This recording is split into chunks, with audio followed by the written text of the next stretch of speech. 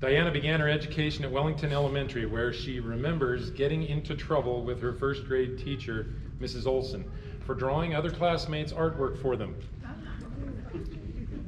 Good start. Yeah. By sixth grade, her teacher and principal, Mr. Stevens, allowed her to decorate the halls and the cafeteria with large holiday characters colored in chalk pastels. And I might say she has not yet stopped coloring on the walls. After receiving her Bachelor's of Fine Arts in the spring of 1988 from Utah State University, she later joined the ranks alongside teachers of her own junior high years at Mount Harmon. That's easy to do, isn't it, Mr. Palmer? Who I taught. Teachers such as Mrs. Milovich, Mrs. Johnson, Mr. Dupin, Mr. Powell, Mr. Bukakis, and others, whom I remember all. Diana started out as a part-time art teacher her first year and then into full-time the following year. Diana has truly enjoyed teaching the very thing that she loves to do the most, creating art, sharing that art knowledge and skill with her students. Before COVID, once again, she began coloring on the walls, painting a mural at Mount Harmon with only the help of her granddaughter, Kaylee. They began to paint a 40-foot-long wall interpreting a timeless pirate theme of the school, Sea Hill, a ship, and a treasure map. Diana is brushing on the last strokes. She says that, but it's covered. We can't see what's there. Still working on it. Still working on it. She'll be there for another year. Okay. Now, I've known Diana for 30 years. I remember thinking she knew everything because she was a 3-year veteran when I showed up. And for the last 25 years, I've been trying to teach her how to use her computer. Yep. And believe it or not, COVID was a real blessing for her. She got pretty dang good at it there at the end.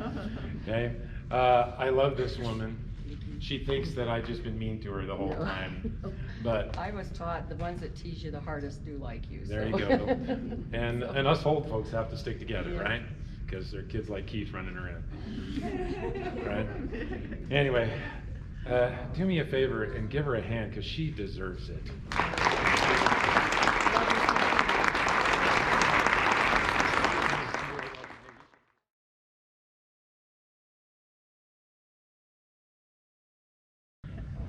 One of my best days of my career was when Vicki asked me to do this. It was an honor, but also I couldn't wait to tell a few stories. So 30 years ago, I was in, that's a long time. 30 years ago, I was in her second grade class, and as you can see, she was an amazing teacher. And so, but I do want to say, there are still a few activities and few lessons that I learned in second grade that I can still remember to this day. 30 years ago. We participated in a program called Odyssey of the Mind while I was in her class. And I still remember one particular activity we did in her classroom. We were supposed to be naming kinds of keys. And so it would come to my turn and I'd say something like house key, and she'd be like 1 point. That was not creative enough. That's what she told me. And apparently the right answers were things like monkey, turkey, and those were 2 points. And I had no idea what she was talking about. But I still remember that to this day. And but really she's made a mark on me, and she's been a wonderful teacher. Then I get the opportunity of teaching next door to her at Mount Harmon. She was teaching keyboarding, and we had a shared door.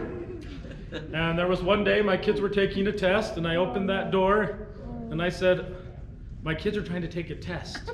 And she turns to her class and says, "You guys, shh." And I said, "It's not your students, we can hear it." Yeah, I know. And I wasn't lying. That was the reality of it. And I didn't need a mic, did I? And I felt like I was in second grade again. I could hear that voice.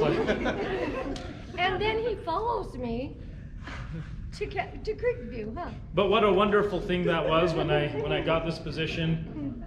The only person I really knew at that school when I walked in the door was my second grade teacher. And so at least to be greeted by somebody that I knew was helpful to me, and it made me feel a little bit more comfortable in taking that adventure. But she's been a wonderful teacher. I will tell you, she has as much energy today as she did back when I was in second grade, and she's given her all to these kids. So funny. Good job. Thank you.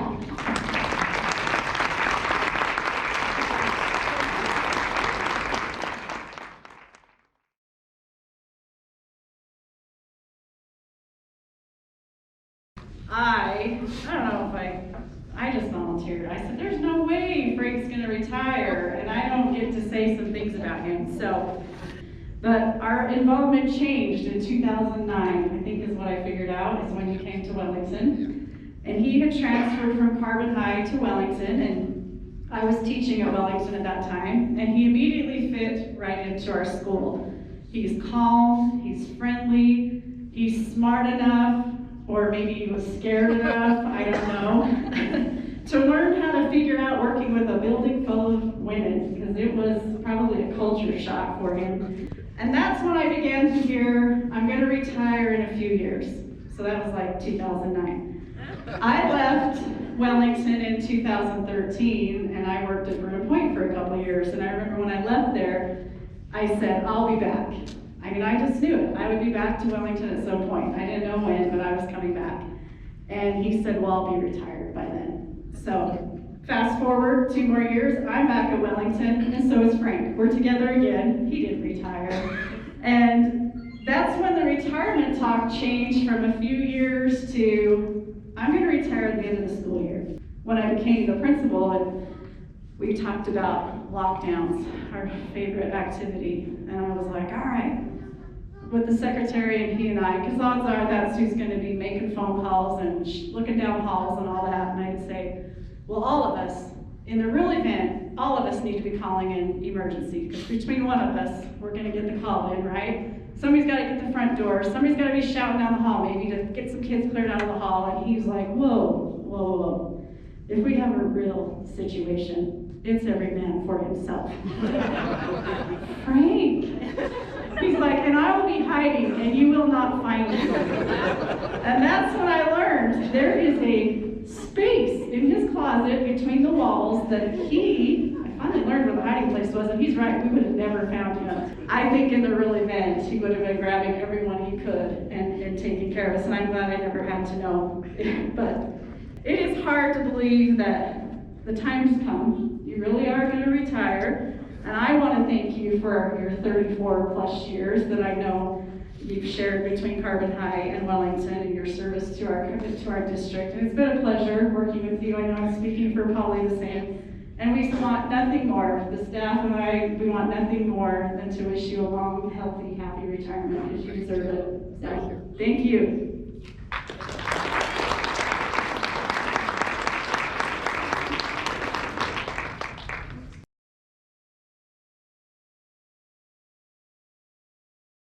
I had the opportunity to hire Christine 18, almost 20 years ago. And I was reading through her little biography, and I think there's some things in there that are worth mentioning. Christine mentions, I've had some wonderful experiences while working for the Carbon School District in various positions.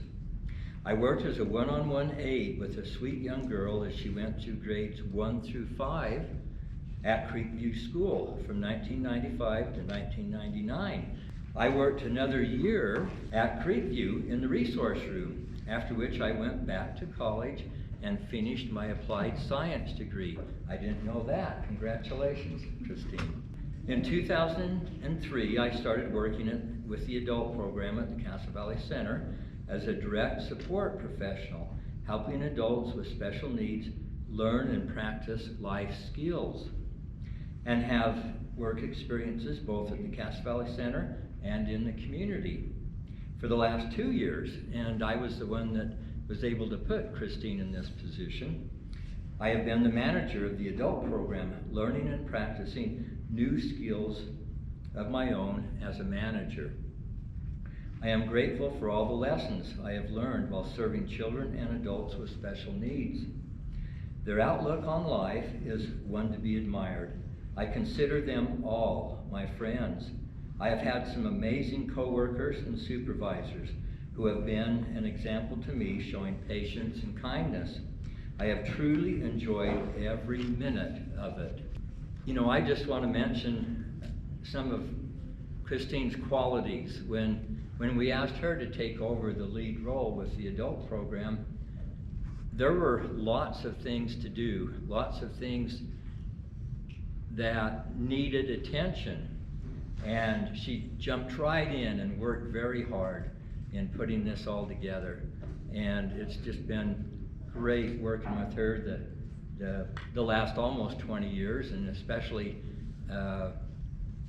the time that she's been the supervisor and the director of our adult program.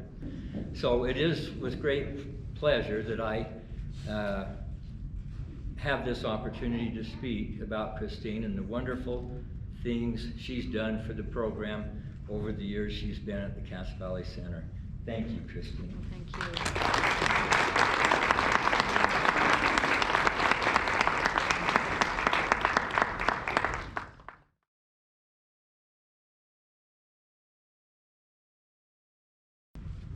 After working for a year in Alpine School District and 4 years in Weaver School District, Laurelyn moved home and started employment as a speech and language pathologist for Carbon School District.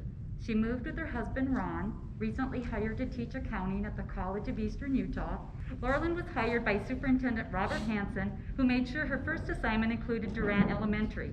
This was not only the elementary school that Laurelyn had attended growing up, but the school where her mother was teaching at the time. Superintendent Hansen felt it was important that Laurelyn have lunch with her mom a couple of times a week. It was then she knew she had made a good decision to work for Carbon County School District.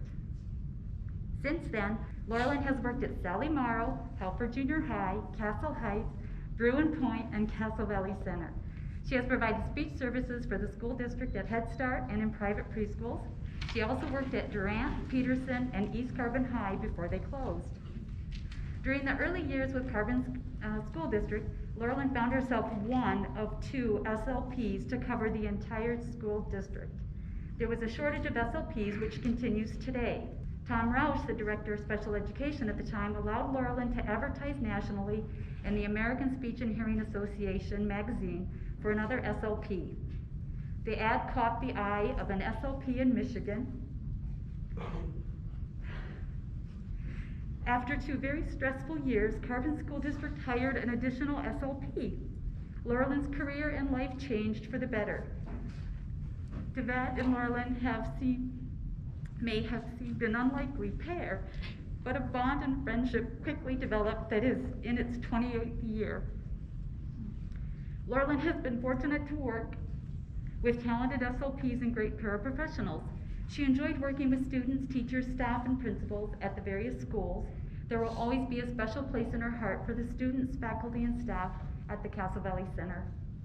She was blessed to work at Castle Valley Center early in her career, and again, the last 8 years with Devat, with me. What a great way to end a career.